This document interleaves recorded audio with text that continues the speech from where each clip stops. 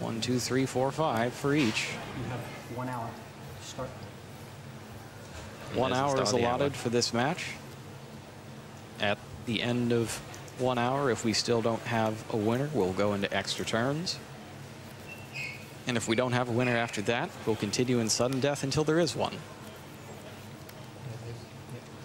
Shunsukei starting off with DD Crow, very valuable to have. He's got 2 copies in his main deck. He's opened with 1. Dianaya, not quite useful yet. Effect Veiler, very handy. Yeah, it looks like all in all, not a lot of action here. The opening move is probably going to be card D, which is a good opening move on for your first turn. Especially when you've got DD Crow and Effect Veiler in your hand as well. 1 card face down, summons card D and tributes it to draw 2 cards. Picking up Double Cyclone, and it looks like the second Dianaya. Fraternity Archfiend, Dinotherium, Soul Charge, Archfiend Eris, Foolish Burial, and now Stygian Street Patrol. Working with the extra card is Sehabi Kheiredd, and he special summons Dinotherium. Can't special summon card car, so Dinotherium's downside does not come into play.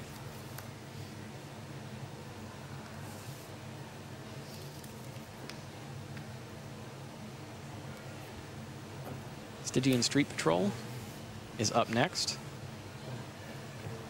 The question is, do you attack first or start comboing? The answer is attack first. I like to play. Get as much damage in as you can while your opponent's hand appears weak. You can always steal a game with Gaga Cowboy later. That's quite a nice bit of damage there as well. 3,200, I believe, yes. 2 hits from 2 1,600 attack monsters.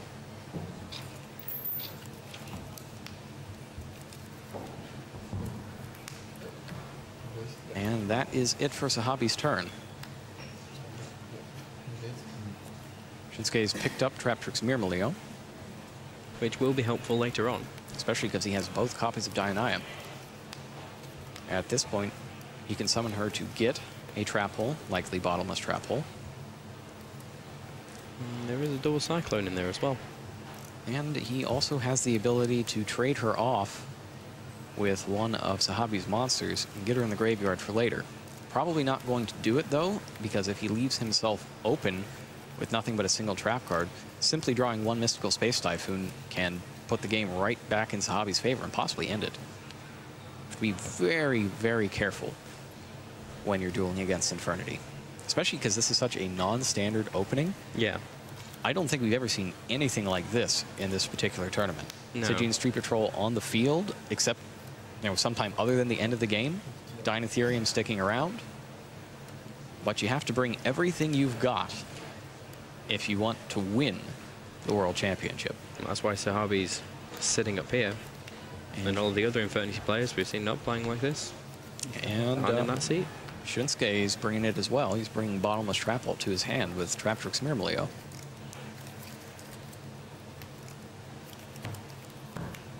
Still with a DD Crow and an Effect Veiler in hand. But so far, Sehabi hasn't done anything that would make those cards useful to him. He does decide to trade off the Traptrix, and now counts on his spell and trap cards to keep Sehabi honest.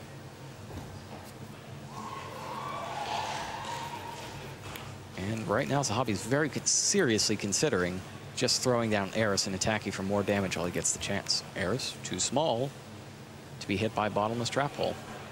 That's why I love having just some little monsters. Yep. Because everybody plays Bottomless Trap Hole. And most of them see it, well, more of them see it on the first turn than ever, thanks to the Traptrix monsters. And that's what he's going to do. Archfiend Eris is next. Just checking there, the effect of Archfiend Eris. I'll show you all. 1,000 attack.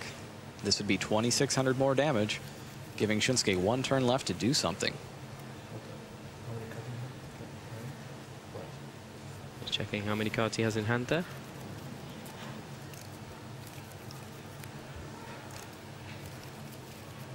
It is 4.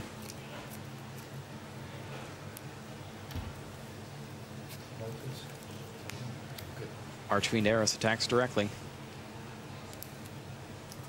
followed by Stygian Street Patrol.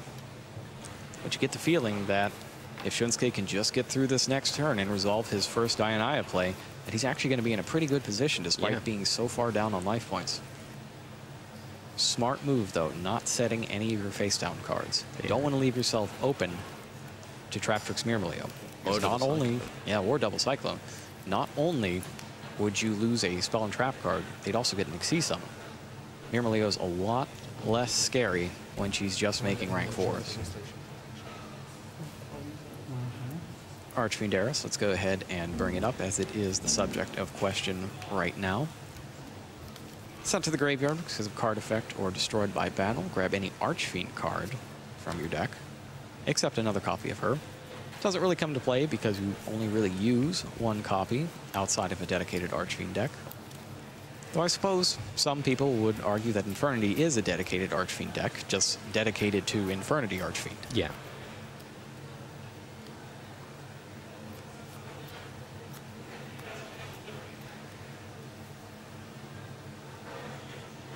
One of the more interesting decks that we saw back in North American WCQ was a Berserk Dragon deck that used multiple copies of Archfiend Emperor, First Lord of Horror, which, if sent to the graveyard, even by its own effect, it fulfills the condition for a Deal with Dark Ruler, card you need to play with Berserk Dragon. It's a very cool deck. I need to remember to dig up that deck list sometime. Yeah. Yeah, he's checking there for what rank 4s he can bring out. I mean, what has he currently got that he can bring out? Well, he's got the Exciton Knight. He's got Black Ship of Corn, Rhapsody and Berserk, Diamond Direwolf, Abyss Dweller, Ragna Zero, and 2 copies of Silent Honor Arc Knight. I really like 2 copies of Silent Honor Arc Knight. I was going over all the extra deck choices before the event, before I came out here, and every time I thought about taking my second Silent Honor Arc out of a deck's extra deck, the very next game that I would test it in, it would come into a situation where I needed that second Silent Honor Arc Knight. And you can't really go by one game at a time to think, oh, I need to put that back in. But when it keeps happening every single time, it stops being a pattern and starts being a problem. Raptrix Dianai has been normal summoned, special summoning back Myrmileo. No opponent's card to destroy here. So the first thing that Shunsuke is going to do is exploit the 100 attack differential between Dianaya and Stygian Street Patrol and send it to the graveyard. Doesn't want to send Eris there yet because it will result in a search. That's Black Ship of Corn. Black Ship of Corn, main phase 2, activated. Send Eris to the graveyard. Let's go ahead and bring up Black Ship of Corn. Just one moment, just updating that. Sehabi's taking a look at it, and so will we.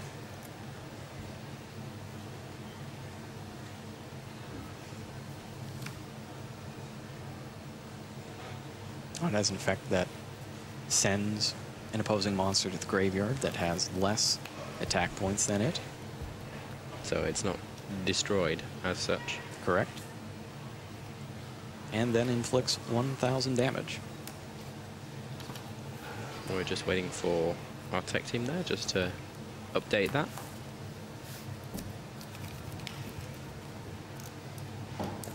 $1,000 damage to Sehabi.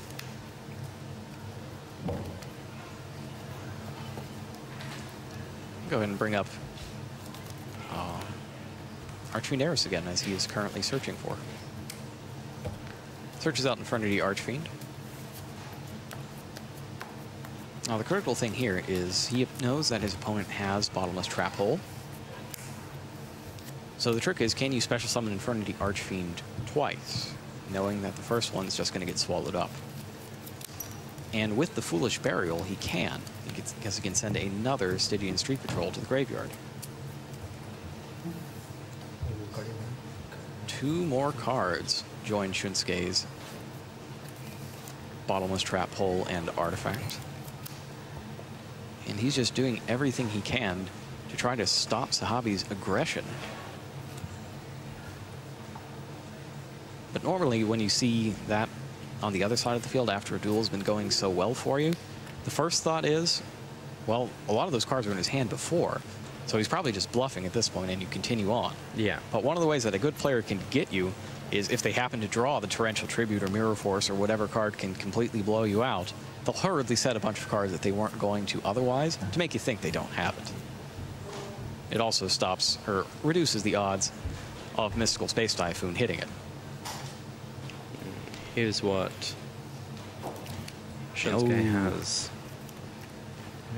Great draw for Sehabi Kheiredd. That Forbidden Lance will let him do a lot of good. First things first. Banishes Stygian Street Patrol to summon Infernity Archfiend.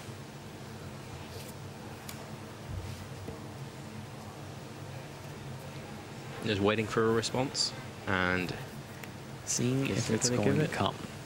He really wants Shunsuke to use the bottomless trap hole right here. The tricky thing about trying to get your Archfiend summoned and protect it with Forbidden Lance is that you need the Lance set for a turn before you can do that. You can't just set it and flip it. Takes on the activation properties of a trap card. Can't play the turn you set. okay, I think he's let it slide. Archfiend is in there.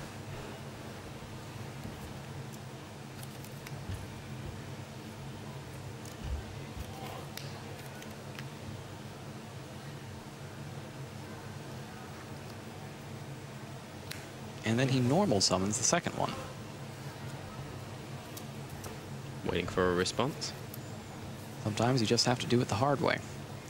Sehabi's probably thinking to himself, well, I'm just going to wait for his Xyz summon now.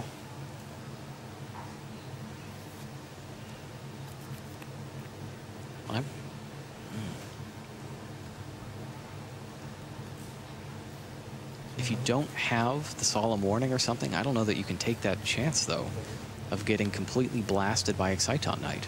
No, oh, no, he does have the effect failure, though. Yeah. That's right. So he's ready for it.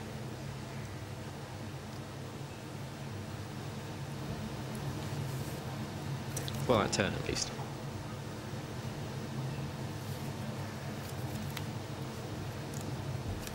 Sehabi's very carefully considering how wrong can this possibly go before I'm out of it, as he does have the Soul Charge in his hand as well, and a Foolish Burial that can send another target for it. The safest play would be to go straight for Exciton.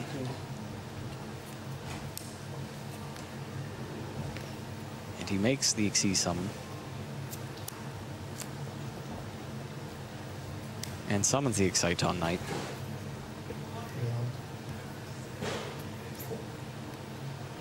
Four cards in hand. 8 cards total between Shunsuke's hand and field. Effect is activated. And there's effect failure. Veiler is chained. But if you're Shunsuke, you can't get too confident. Because there's, remember, Forbidden Lance is also an attack-changing card. So he could use it to drop Black Ship of Khorne's attack too low to activate its ability. That is true.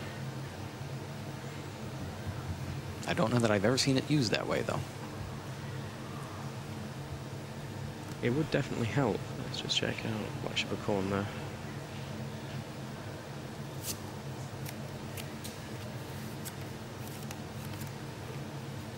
Does have to be activated preemptively, though. Could not be activated in chain? I mean, you could do it, but it's the targeting. You have to target a monster that has attack less than Black Ship of the Khorne. When you resolve it, you just send it, whatever the monster is, rather than send that target.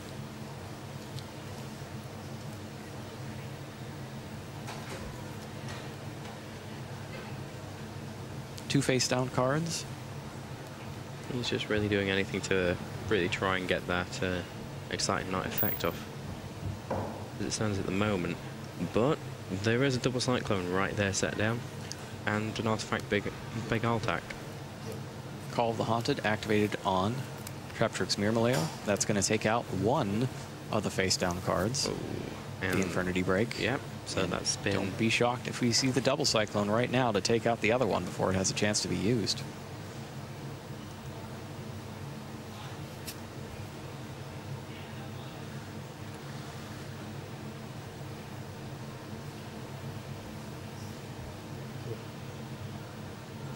Quickly doing calculations. Shunsuke now considering how much damage can he do. Not wanting to give the Infernity Duelist any further time to set up, because so far it looks like his combos aren't coming together either. Now looking at it, he also still has Dioneer in his hand. He does have the second one. If he's going to be removing to try and destroy the Exton Knight, even if he stops that effect, he's going to be able to get Dioneer with Dioneer. And then he has another rank 4. Which will bring the Bottomless Trap Hole back as well with the second Dionysus effect. Well, the Bottomless Trap Hole is actually still on the field. That's right, he didn't use it. But if Exciton Knight goes off, then it will be in the graveyard. Yeah.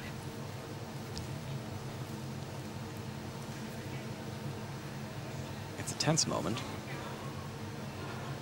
Struggling with his decision whether or not to flip the card.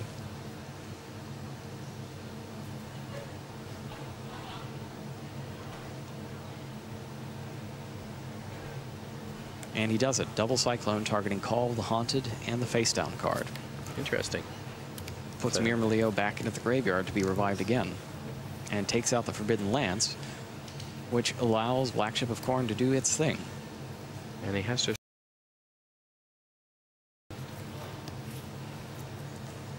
1,000 damage for Black Ship of Corn. Sehabi doesn't even have his Forbidden Lance to force through a Soul Charge plane.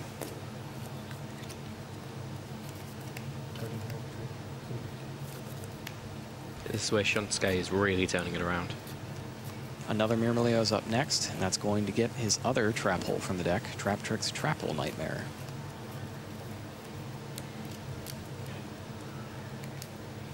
And things have gone from bad to worse for Sehabi. Now, even if he could force through a Soul Charge play, Trap Trick's Trap Hole Nightmare could still stop an Archfiend or whatever other monster he summoned that activated its effect this turn. Yep.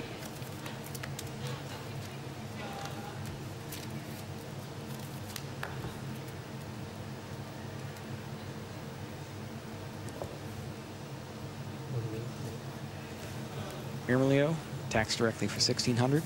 Black Ship of Corn cannot, as it used its effect this turn, but it still contributed 1,000 damage by its effect.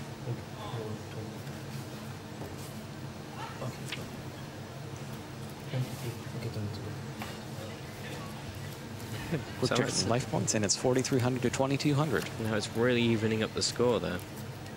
And what has he just drawn? Soul Charge and Foolish Burial from before, and now he has a Mystical Space Typhoon.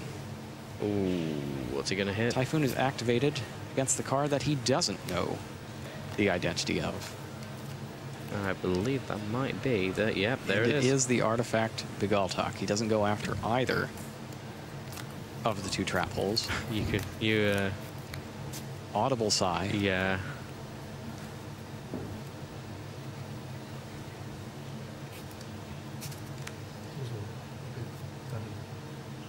And Shunsuke waits until his opponent plays Foolish Burial to activate its effect. I think we're just checking to see whether it's a mandatory effect or not. Artifact Bigaltok. When its set card is destroyed, sent to your graveyard, special summon it. It is mandatory. Yeah, you have to have that on the field.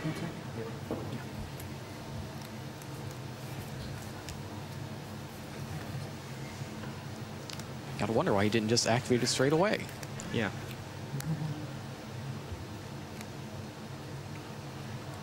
Now, it feels that the blind Mystical Space Typhoon was to try and attempt to hit the bottomless trap hole. I don't know whether he just forgot the positioning. Yeah, I believe it's because did he set it on the same turn as the Bigaltok? No, he did not. That's right, it was Bigaltok, then bottomless trap hole, So he may then have just forgotten trap it. hole.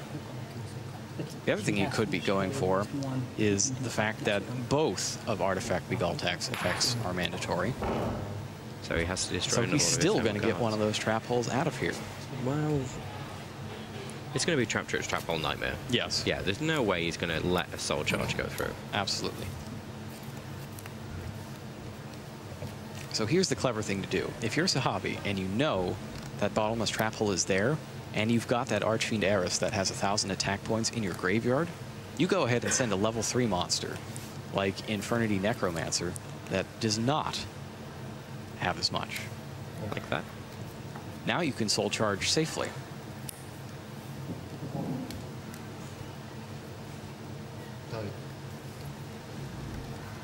Interesting thing will be to see how many of the Archfiends he brings back. 3? So what you could do is leave one Archfiend in the graveyard to be summoned back by Necromancer now that you haven't got a hand. He's summoning back one of the Archfiends just to see if he can get that bottomless trap hole out of the way.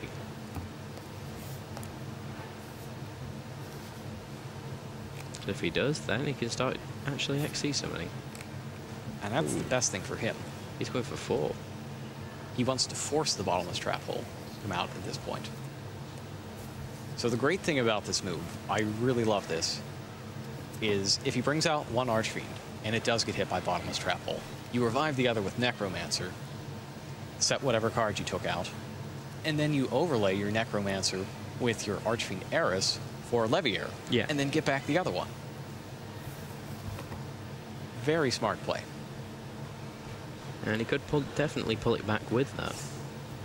And the reason that you get back Dinotherium at this point as well is to make sure that there is no, or make sure that you see the bottomless. Yeah, and now so that there is no rank 4. DD Crow that got rid of an Archfiend. We do see the Crow, however, and the effect is the same. One Archfiend's banished, one Archfiend's not. And I think Shunsuke has just realized that he's in deep trouble.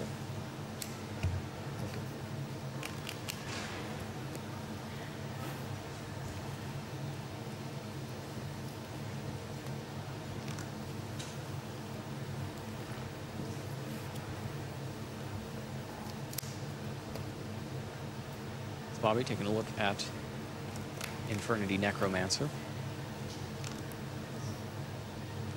No normal summon yet this turn. And he takes the Necromancer.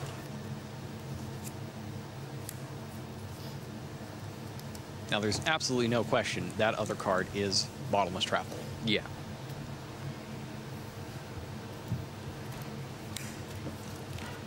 Okay, base overlay. Rank 4 monster is next.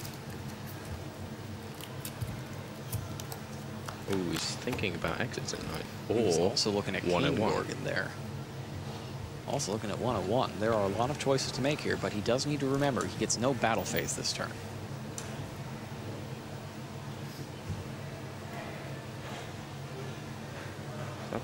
Diamond Direwolf? Diamond Direwolf. Interesting. Still no Bottomless Trap Hole. Well, there's definitely no Bottomless Trap Hole now. Yeah, now it's in the graveyard. Oh. Necromancer's up next.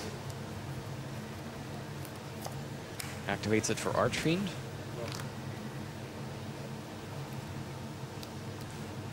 Archfiend goes ahead and searches out.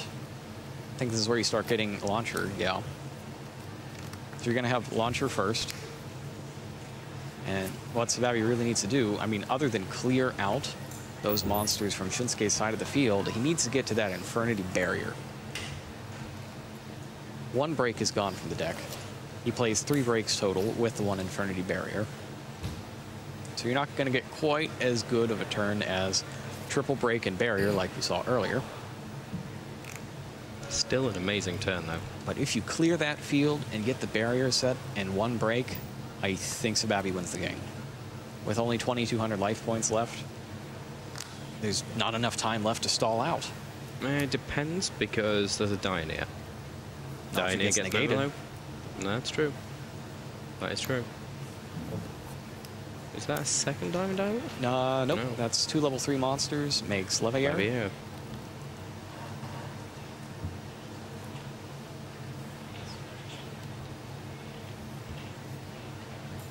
Finds a remove from play Archfiend and brings it back.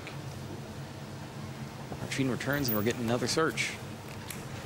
This time he takes a break. So please put your graveyard back in the pile. And he's about to overlay both of his Archfiends.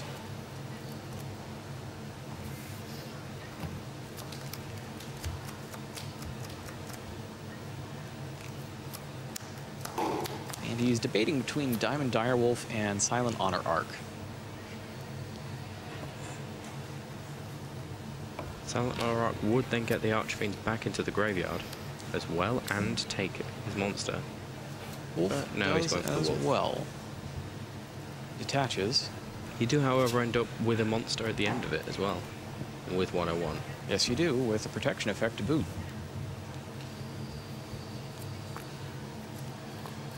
Checks the graveyard. He's seen an Infect Veiler and a DD Crow.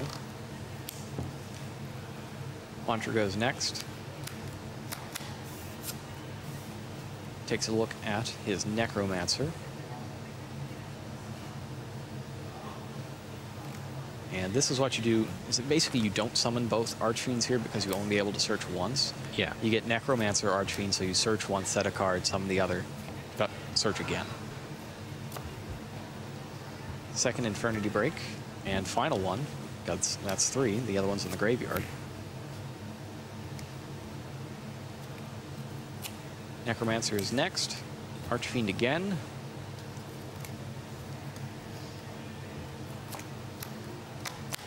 Infernity Barrier is the last one.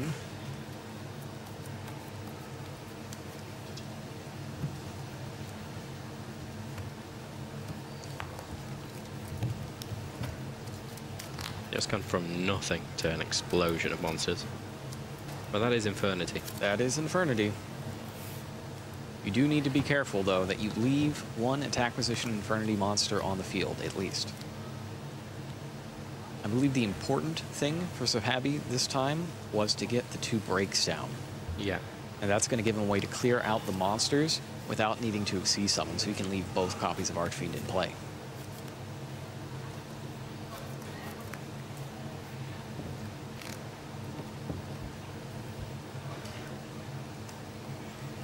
It's an imposing field. Now he's just drawn card D, which doesn't really help him at this point. Yeah, you can't afford to skip your turn, basically. In fact, you don't even need to negate the card D if you don't want to. Now here we go, Dionea targets which is Myrmileo. more than likely to be negated by Infernity Barrier. You're either negating it and getting rid of Dionea as well, or you're losing your Infernity Barrier to Myrmileo. Because he knows where that is. Barrier destroys Dionea along with it.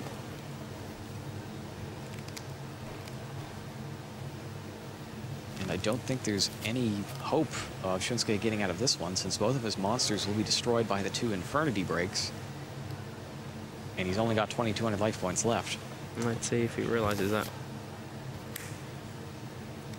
Well, even if he does realize it, there's always the chance that he's hoping Sehabi doesn't realize it and will make a mistake. But to get all the way to the finals, Not likely. you don't get that by making mistakes. And make no mistake, this one is over. Wow. Sehabi Kheiredd takes duel 1, going second against Shunsuke Hiyama, whose deck really just doesn't get going. Despite the fact that he was able to get both trap holes into play, Sehabi played that absolutely excellently, doing everything he could to get those trap holes off the field. Even the miss